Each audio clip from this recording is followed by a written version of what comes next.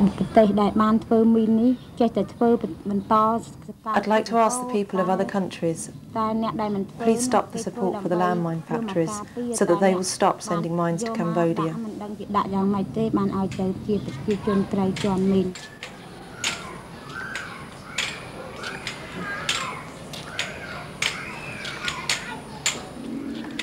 Well, this is a couple of very common types, and I've seen these just sitting there in the long grass at the side of a path in Angola, activated by a tripwire, and that's a fragmentation mine.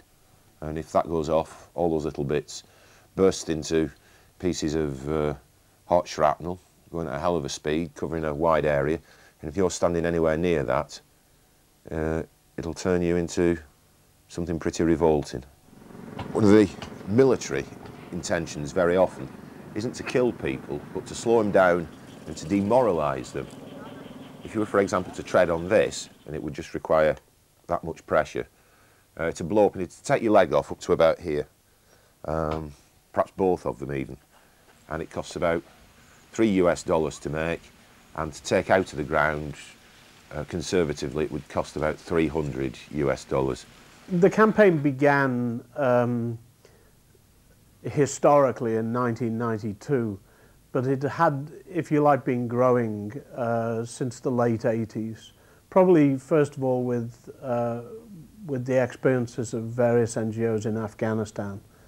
I'd been involved in Afghanistan since '87, and just became aware that you couldn't get anything done without resolving the issue of landmines. When you see innocent civilians, and especially innocent children, you know, not killed, but maimed, because the whole point of landmines wasn't to kill people, it was to maim them.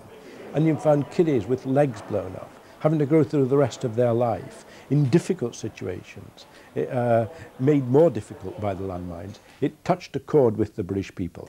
I think things like pictures of children with eyes missing or arms blown off really brought it home to people, and they just felt that this had to stop.